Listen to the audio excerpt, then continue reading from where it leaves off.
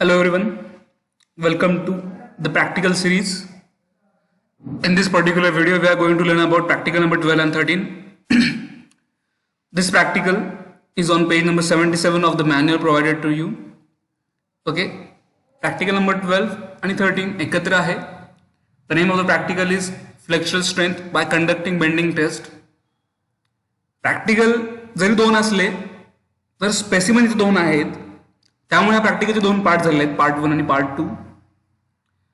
तसं बघायला तर प्रॅक्टिकलमध्ये जे आपण कंडक्ट करणार जी प्रोसेस आहे ती थ्रू आउट सेम राहील, but just the size of the specimen is going to change. Specimen जो आहे आपला या प्रॅक्टिकलमध्ये जो आपण स्पेसिमेन वापरणार आहोत त्याची साईज जी आहे ती फक्त बदलणार, आणि त्यामुळं प्रॅक्टिकल 12 आणि 13 असं या प्रॅक्टिकलला आपण नॉमेनक्लेचर केलेलं आहे. Okay, so while beginning, let us see the name of this particular practical. The name of the practical is flexural strength by conducting bending test. What is the name? Flexural strength by conducting bending test. Okay, आपण काय conduct करणार आहोत तर bending taste. तर what is bending? Bending म्हणजे काय तर ते तुम्ही तुमच्या लेक्चरमध्ये टॉपिक नंबर 4 चे जे लेक्चर होते shear force and bending movement diagram and shear stress and bending stress, याच्यामध्ये तुम्ही बेंडिंग म्हणजे काय, what is exact bending phenomena means that you have learn.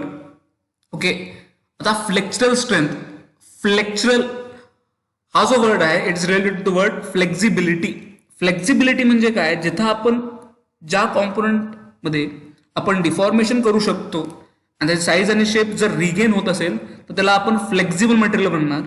तर इथं आपण फ्लेक्झरल स्ट्रेंथ म्हणजे तो मटेरियल किती फ्लेक्झिबल आहे, बेंड केल्यानंतर सुद्धा किती बेंड होऊ शकतो विदाऊट ब्रेकिंग, ब्रेक न होता, त्याचं रप्चर न होता तो जो कॉम्पोनंट आहे किंवा तो जो स्पेसिमन आहे किती बेंड होऊ शकतो, त्याची डिफॉर्मेशन किती होऊ शकते, तो लोड किती घेऊ शकतो, या सगळ्या गोष्टी आपण ह्या पर्टिक्युलर प्रॅक्टिकलमध्ये बघणार आहोत.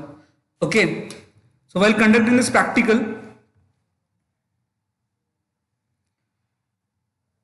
we will have the specimen. आपल्याला एक स्पेसिमन आपण इथं वापरणार आहोत. तो स्पेसिमन जो आहे रेक्टँग्युलर साईज, रेक्टँग्युलर क्रॉस सेक्शनचा असेल असा आपण स्पेसिमन ठेवणार आहोत. तर ड्युरिंग फोर्थ चॅप्टर ज्यावेळेला आपण शिकलो त्यावेळेला तुम्ही बघितलं होतं द टाइप्स ऑफ बीम्स. तर इथं देखील जो स्पेसिमन आपण ठेवणार आहोत त्याला आपण एक बीम म्हणून कन्सिडर करणार आहोत. So as you can see over here, there are two supporting pins. हे प्रॅक्टिकल करत असताना आपल्याला सपोर्टिंग पिन्स लागतील. त्या ज्या सपोर्टिंग पिन्स आहेत त्याच्यामध्ये आपला स्पेसिमन आपण असा ठेवणार आहोत. तर त्या केसमध्ये हा जो आपला बीम असेल तर तो बीम आपण कन्सिडर करणार as a simply supported beam.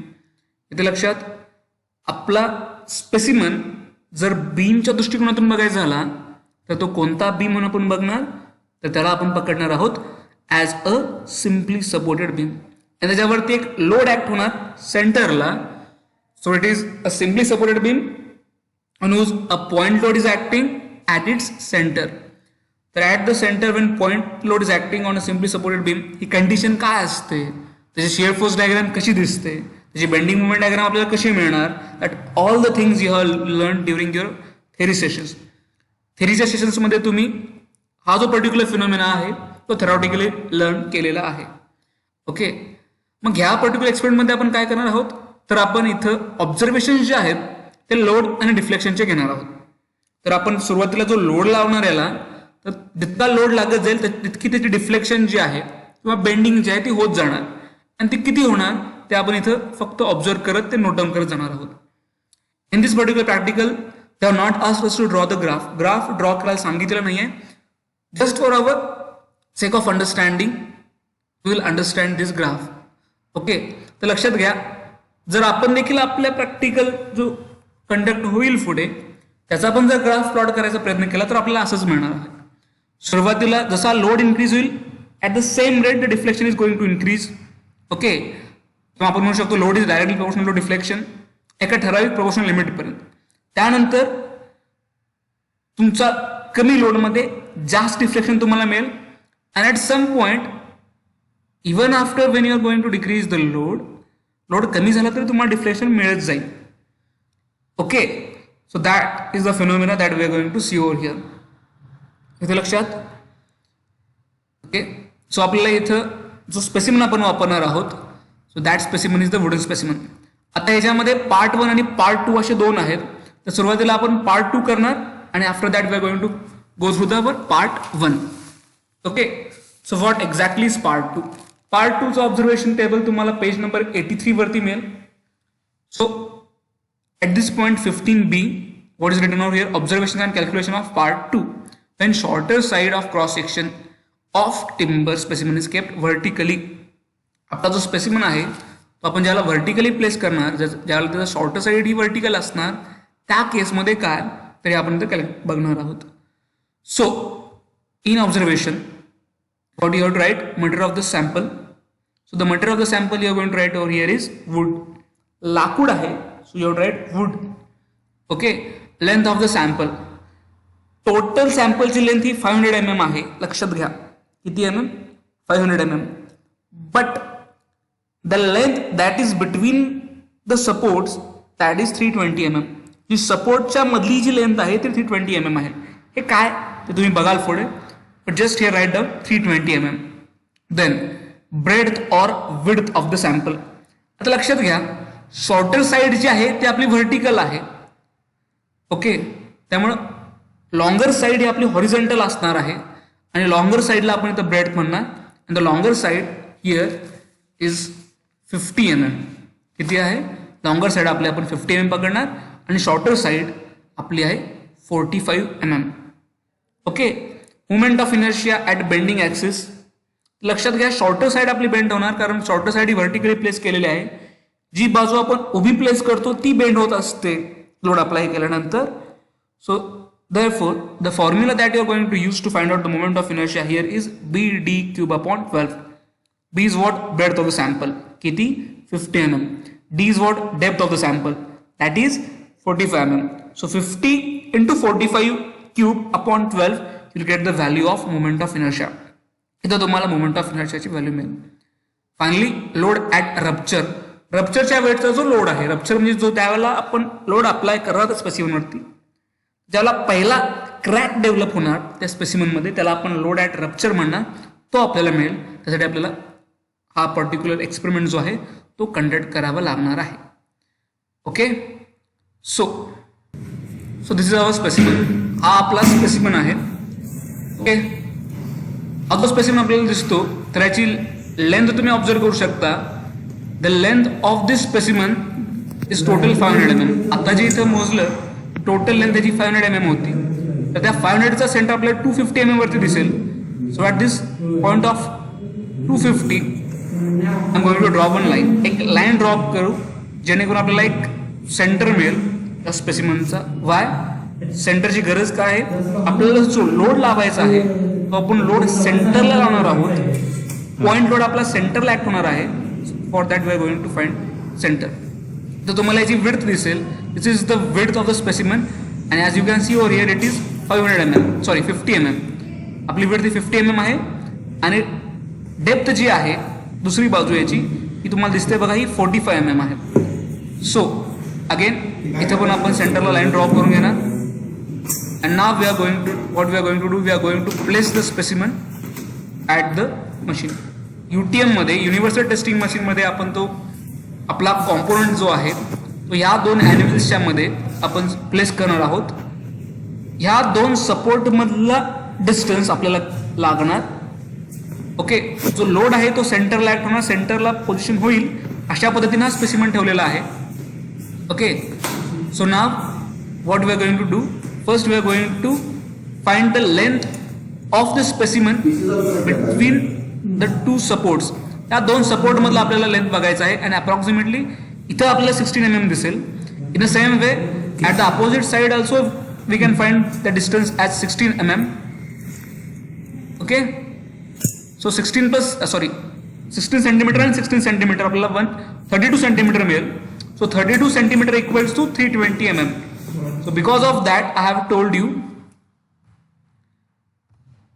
Right the length of specimen as 320 mm. इथे जे लेंथ तुम्ही लिहिणार आहात ते 320 mm तुम्हाला लिहायला लागणार आहे. ओके, सो मुव्हिंग फॉरवर्ड हे मशीन स्टार्ट करणं आपण लोड अप्लाय करणार आहे याला. टाईट करा सगळे. केली की ओके. त्यानंतर स्टार्ट कसं करायचं? सो आफ्टर स्टार्टिंग इथं आपल्याला या लोड सेलवरती लोड किलोन्यूटन मध्ये आणि डिस्प्लेसमेंट mm मध्ये व्हॅल्यू दिसतात. So as you can see the load is increasing but yet we are not getting the displacement. आपल्याला सुरुवातीला डिस्प्लेसमेंट मिळणार नाही, पण एक ठराविक वेळेनंतर जसा लोड वाढत जाईल तशा पद्धतीने तर डिस्प्लेसमेंट वाढेल. What is displacement here? Displacement म्हणजे त्याचं बेंडिंग तुम्हाला दिसेल. तसं पूर्ण बेंडिंग तुम्हाला कदाचित दिसणार नाही डोळ्याने. Okay.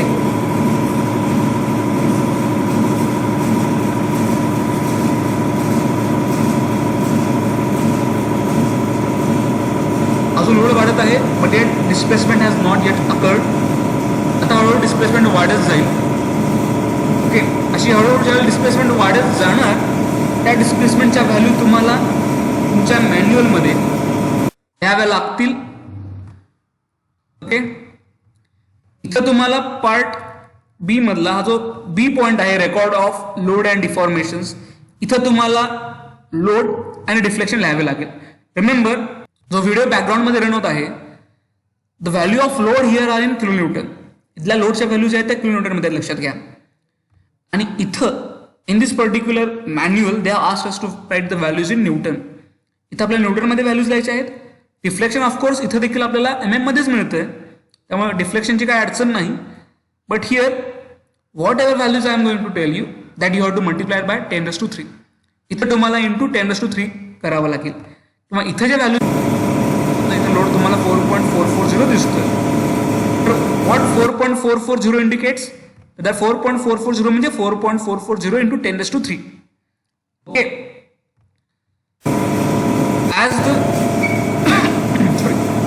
As the video goes further, you'll have the different values of deflection, you'll have the different values of load. ठीक आहे. लोड वाढत चाललेला आहे, त्याच्या पद्धतीने डिफ्लेक्शन पण वाढत चाललेलं आहे. ओके. तुम्ही इथं जरा जरा तुम्हाला डिफ्लेक्ट झालेला दिसेल देखील कॉम्पोनंट.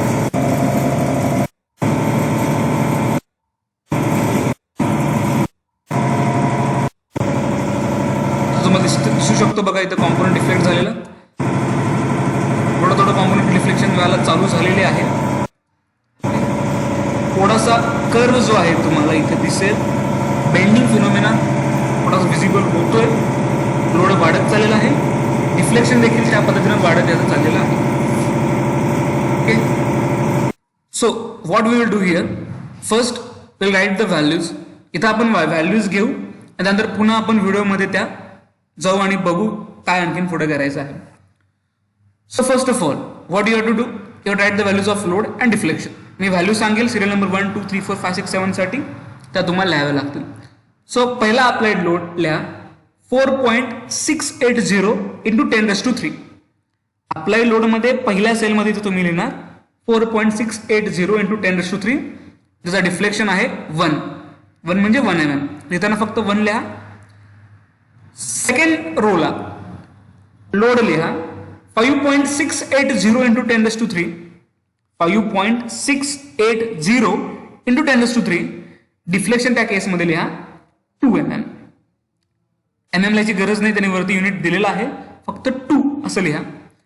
थर्ड पॉइंटला किंवा थर्ड कॉलमला, थर्ड रोला लिहा 6.920.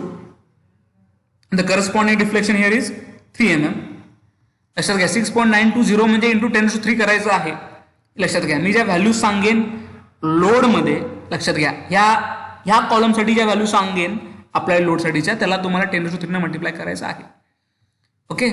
सो फोर्थ साठी 8.640 4 mm.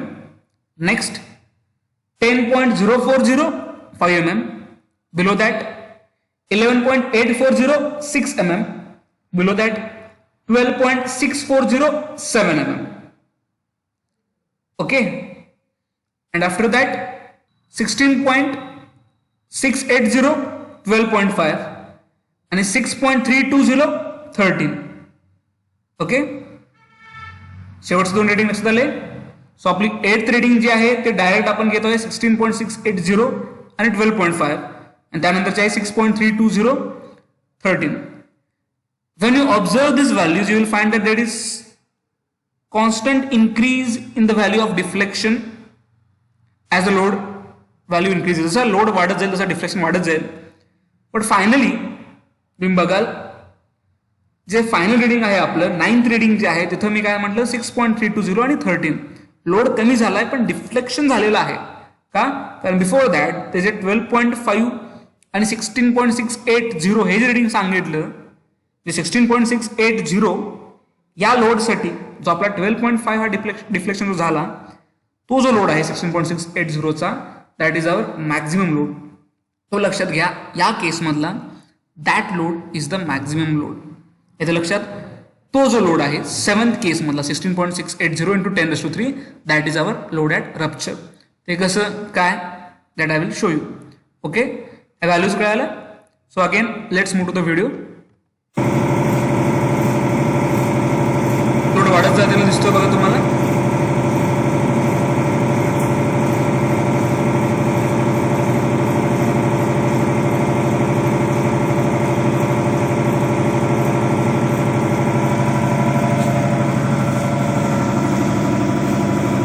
बेंडिंग देखील इथं वाढत चाललेलं आहे.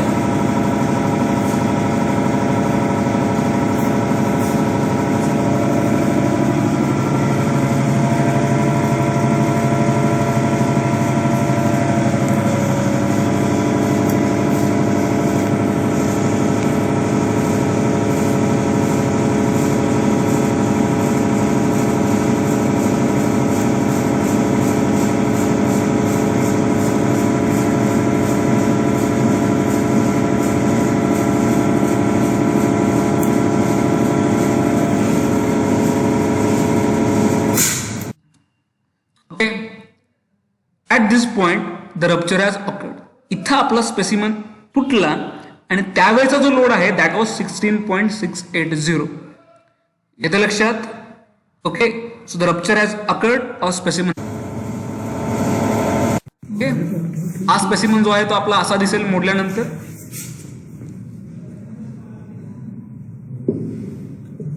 Okay, this is what that happens in this particular experiment. हे या एक्सपेरिमेंटमध्ये होतं. आपण तो कॉम्पोनंट तोडणार आहोत by making it go through the bending stress. Bending स्ट्रेसला हा लोड हा स्पेसिमेन पहिला सामोरं जाणार, then that specimen is going to break.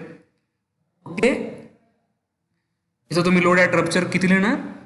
Here you going to write 16.680 into 10⁻³ the corresponding deflection for that particular load was 12.5 mm. हे विसरू नका. Okay, so total 9 reading इथं सांगितले.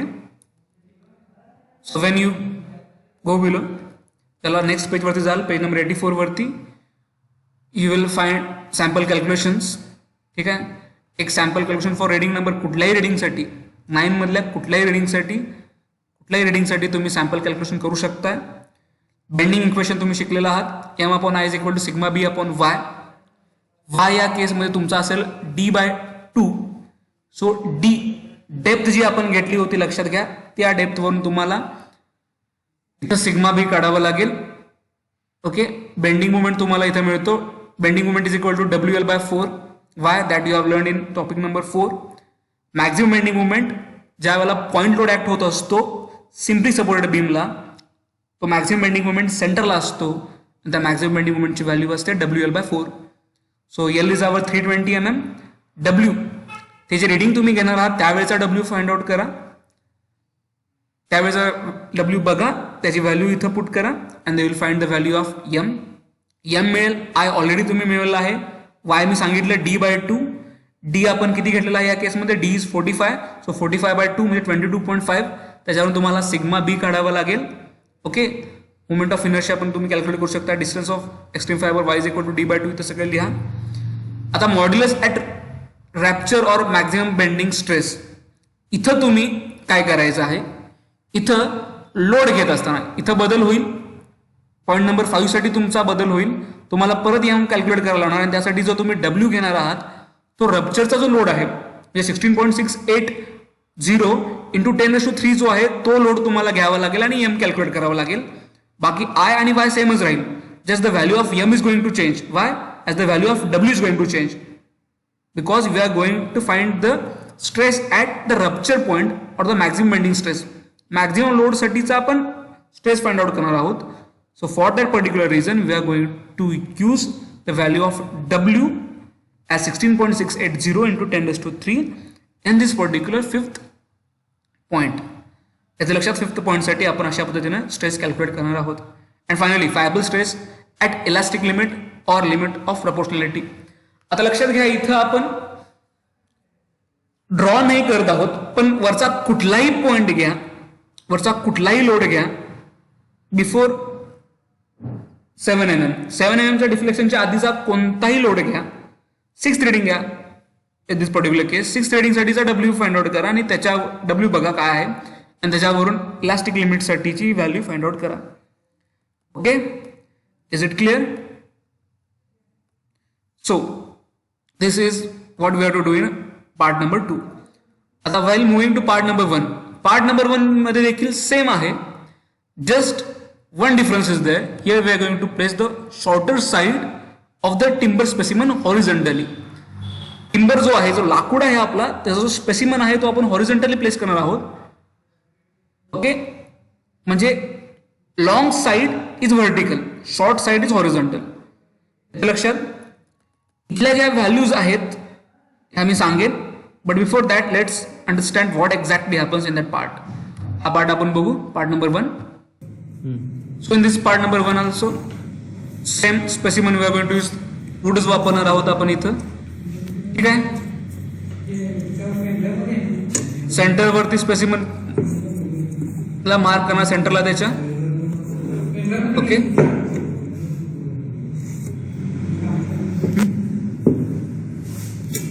हे दाखव की त्याचं thickness. Now we know that the distance between the support is 320. त्यामुळे सेंटर पासून ह्या साईडला 160 mm ला आणि अदर साईडला 160 mm ला I am going to mark. Okay, ठीक आहे. Now the shorter side I am going to measure. The shorter side, as you can see over here, the shorter side measures 35 mm. Okay, and the longer size that measures here 60 mm. Longer size 60 mm आहे, shorter side 65 mm आहे. तर longer side vertical राहील अशा पद्धतीने आपल्याला इथं specimen ठेवायचं आहे. Remember, the longer side of 60 mm we are going to place it vertically. ठीक आहे, लास्ट केसमध्ये आपण शॉर्टर साइड व्हर्टिकल ठेवली होती, इथं लॉंगर साइड आपण व्हर्टिकल ठेवणार आहोत. Okay, are you getting? So let's go through a manual. मॅन्युअलमध्ये पेज नंबर 81 वरती तुम्ही इथं बघाल, मटेरियल ऑफ द सॅम्पल तुम्ही लिहाल wood, length of the sample same 320 mm, breadth. आता ब्रेड्थ म्हणजे इथं आडवी बाजू जी आहे, विड्थ जी आहे, दॅट वॉज शॉर्टर साइड, आणि शॉर्टर साइड मी सांगितली इथं किती, 35 mm. So breadth here is 35 mm, depth or thickness you write here 60 mm. So the same formula for moment of inertia, I is equal to BD cube by 12. Use that and write its value. The value here is BD cube by 12 means 35 into 60 cube by 12. G value ती तुम्हाला इथे लिहावी लागेल. Load at rupture आपण पुढे ज्याला practical perform करणार, will get the value of load at rupture. Okay, hello, खाली घ्या. काय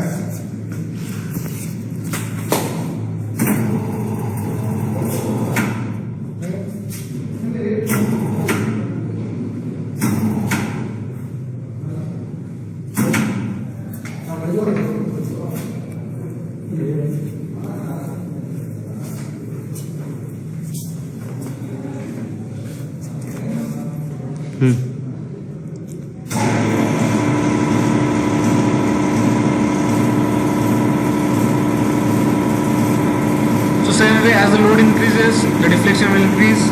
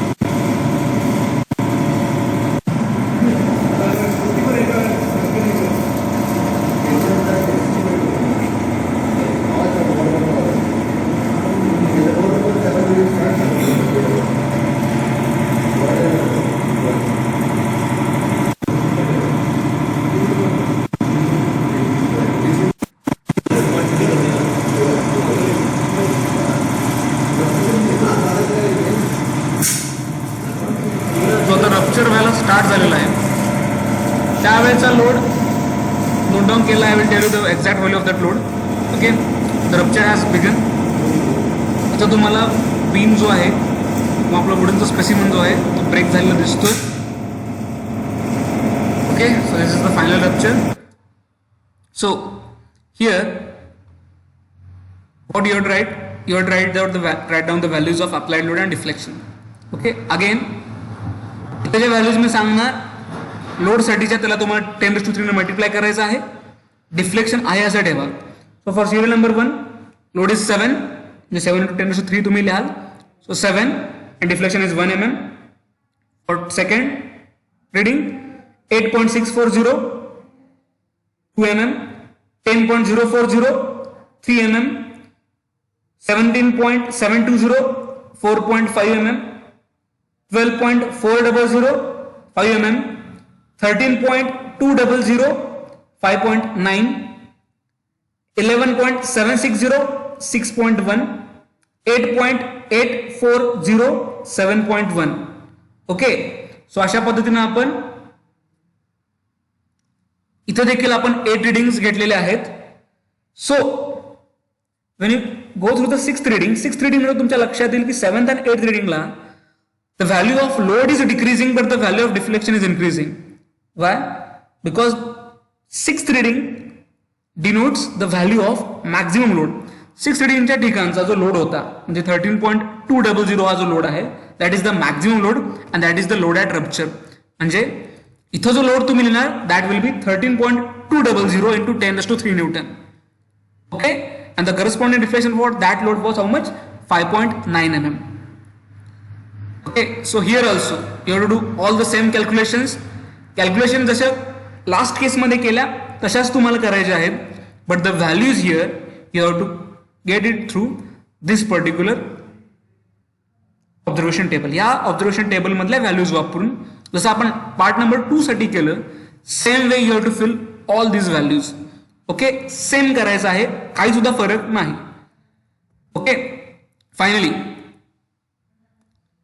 when we go through the page number 84 वरती इंटरप्रिटेशन ऑफ रिझल्ट विचारेल. तर इंटरप्रिटेशन ऑफ रिझल्टला तुम्हाला इथे लिहायला लागेल for part number 1. Sorry, before that result आपले राहिलेले आहेत. रिझल्टसाठी modulus of rupture sigma BR part 1 साठी किती आला तो लिहायचा आहे. Modulus of rupture for part 2 ती पण व्हॅल्यू तुम्हाला लिहायची आहे. Same way fibre stress at elastic limit किंवा प्रोपोर्शनल लिमिट पार्ट 1 साठी पार्ट 2 साठी या तुम्हाला घ्याव्या लागतील. आता लक्षात घ्या थर्ड स्पेसिम इथला जो रिझल्ट आहे थर्ड रिझल्ट त्यासाठी आपल्याला लिमिट ऑफ प्रोपोर्शनलिटी पार्ट 1 साठी 5th रिडिंग घ्या. 5th रिडिंग म्हणजे 12.400 आणि 5 हे जे आहे ह्या जे रिडिंग्स आहेत तिथला जो लोड आहे 12.400 into 10⁻³ तो लोड घेऊन तुम्हाला इथं फायबर स्ट्रेस कॅल्क्युलेट करावा लागेल पार्ट 1 साठी. Okay, I already told you what you have to do for part 2. Part 2 साठी काय करायचं मी सांगितलेलं आहे ऑलरेडी. ओके, अशा पद्धतीने तुम्हाला रिझल्ट करायचे आहेत. After that interpretation of result. आता याच्यावरून इंटरप्रिटेशन ऑफ रिझल्ट मध्ये मॉड्युलस ऑफ रप्चर कुणाचा जास्त आहे, पार्ट 1 चा जास्त येतो का पार्ट 2 चा जास्त येतो तो तुम्हाला लिहावा लागेल.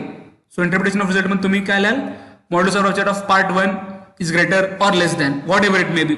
जी तुम्हाला कॅल्क्युलेशन करून व्हॅल्यू मिळेल त्याच्यावरून तुम्ही इंटरप्रिटेशन कराल. Modulus of rupture of part 1 is greater than or less than modulus of rupture of part 2. जास्त आला तर ग्रेटर दॅन लिहाल, कमी आला तर लेस दॅन लिहाल. कन्क्लुजन काय म्हणाल, याच्यावरून तुम्हाला कन्क्लूड करायचं आहे काय, स्पेसिमन जर हॉरिझॉन्टली प्लेस केला तर त्याचा मॉड्युलस ऑफ रप्चर जास्त, त्या स्पेसिमन व्हर्टिकल प्लेस केला तर त्याचा मॉड्युलस ऑफ रप्चर जास्त. Are you getting? So in conclusion you would write when specimen is kept horizontally its modulus of rupture was greater than or less than when it was placed vertically.